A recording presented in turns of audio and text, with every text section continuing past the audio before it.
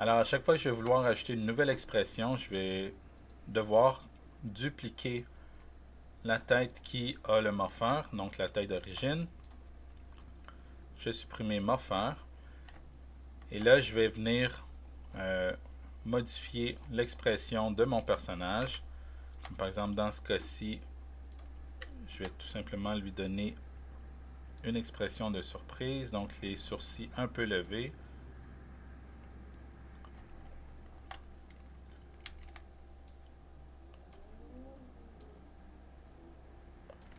Peut-être pas sélectionner ces deux-là.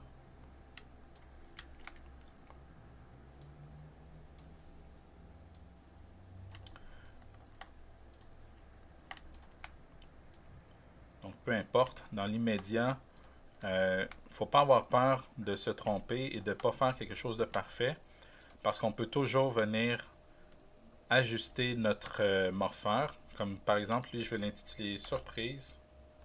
Hop, il ne veut pas me laisser faire. Celui-là, je vais le renommer Surprise.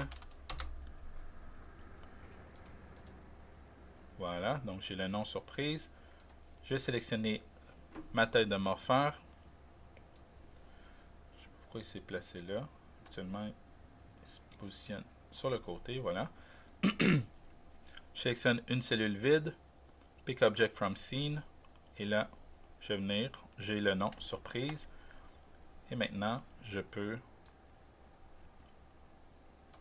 donc voir les sourcils relevés. Si, admettons, j'en fais un autre, je vais supprimer le morpheur. Dans ce cas-ci, je vais faire le contraire. Je vais donner l'impression que mon personnage est un peu plus fâché.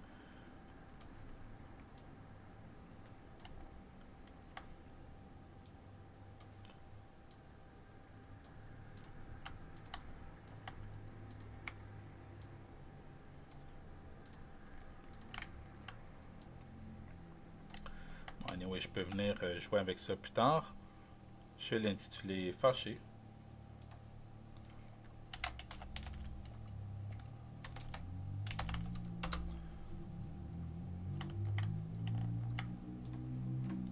Je sélectionne une nouvelle cellule, Pick Object from Scene. Et voilà, je vois que mon personnage peut être fâché. Je peux également combiner avec les autres. Donc c'est ici que je me rends compte que je dois absolument nettoyer mes morpheurs pour qu'ils soient beaucoup plus beaux. Une autre chose, c'est que ma tête présentement, elle est en très low poly. Peut-être que je voudrais ajouter un modifier au-dessus du morpheur. Donc ça fonctionne également. Je vais ajouter un Turbo Smooth au-dessus de ma tête. Et je peux toujours revenir au morpheur. Et là, je vais voir que mes expressions fonctionnent même si j'ai un Turbo Smooth.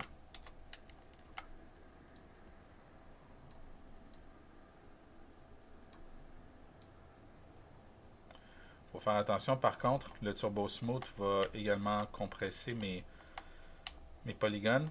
Donc si j'ai l'intention d'avoir un Turbo Smooth sur ma tête au final, alors je vais devoir ajuster mes morpheurs de façon à ce qu'il soit beau avec le Turbo Smooth. On voit celui-ci fonctionne relativement bien. Par contre, avec le Turbo Smooth, là, il n'est plus exactement fermé. Donc, ce que je ferai, c'est que je viendrai sélectionner celui-ci.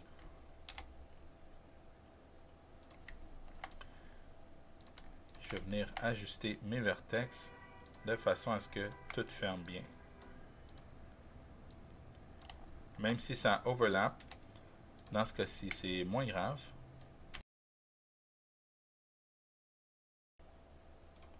Je vais reloader le Morph Target pour celui-ci. Je vais regarder si ça fonctionne déjà mieux. Donc, je peux toujours venir ajuster un petit peu plus tard, mais vous voyez que comme ça, avec le Turbo Smooth appliqué, il y a toujours moyen de venir modifier notre morpheur. Une fois que j'ai fait plusieurs têtes, donc bien entendu, je me retrouve avec une belle palette d'expressions, mais parfois, toutes ces têtes-là peuvent prendre du temps. surtout lorsqu'on a besoin d'ouvrir la bouche, faire d'autres expressions. Donc, il n'y a rien qui nous empêche de se créer des rigs. Comme par exemple, j'ai un petit rig pour la bouche ici. Donc, une fois que j'ai mon rig pour la bouche, je peux faire toutes sortes d'expressions très rapidement. Par exemple, je décide de faire bouger la bouche de mon personnage de cette façon-là. Donc, il n'y a rien qui m'empêche de positionner mon rig de façon à avoir une expression quelconque pour la bouche. Alors, je pourrais en faire un rig également pour les sourcils, pour les oreilles, le cou, peu importe. Je ne vais tout simplement pas en faire qui vont faire bouger la tête parce que j'aurai un rig spécifique pour la tête, pour faire bouger la tête, mais pas le visage. Donc, il faut faire attention lorsqu'on a un rig et qu'on veut l'assigner à notre morpheur. Donc, je vais tout simplement changer en Edit Poly mon objet avant d'effacer mon rig. Parce que si je sélectionne la tête et que je supprime le skin, alors là, je vois que la tête revient dans sa forme originale. Donc, si je change ma tête en Edit Poly, il va conserver sa forme originale. Je peux effacer mon rig.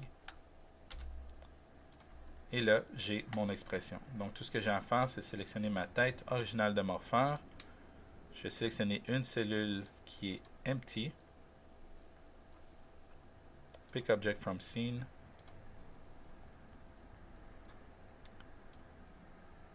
Et là, j'ai l'expression que je viens de créer avec mon rig. Le rig que j'ai fait ici est un rig relativement simple. Donc, j'ai 3 bones, dont un pour la mâchoire. J'ai également mis des points qui me permettent de contrôler certains morceaux de la bouche et faire en sorte que lorsque je bouge la mâchoire, eh bien la bouche va ouvrir. On voit que sur les côtés, ça donne un effet d'élasticité. Je peux également déplacer seulement un vertex pour aller chercher d'autres expressions. Pas des vertex, mais des points pour aller chercher d'autres expressions. Bien entendu, celui-ci, c'est mon rig original. Je ne vais pas le briser. Donc, ce que je ferai, c'est que je ferai une copie complète de mon rig. Je duplique. Voilà. Et là, je vais venir créer l'expression souhaitée. Par exemple, ici, je vais faire comme s'il se mordait un petit peu la lèvre.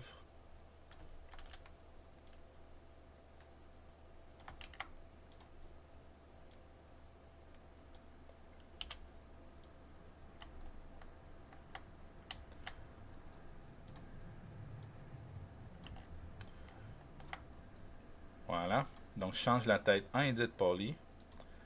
J'efface mon rig.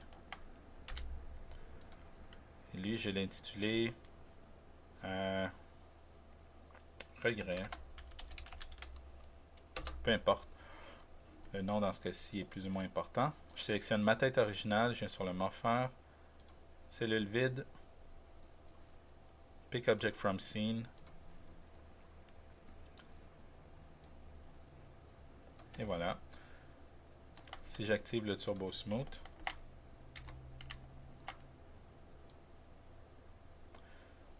donc on peut toujours combiner plusieurs morpheurs ensemble. Donc là, il est vraiment fâché.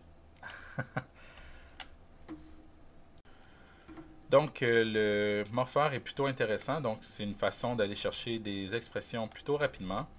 Dans le prochain tutoriel, on va créer un contrôleur qui va nous permettre d'afficher les différentes expressions sans avoir à venir jouer directement dans le modifier morpheur de notre personnage.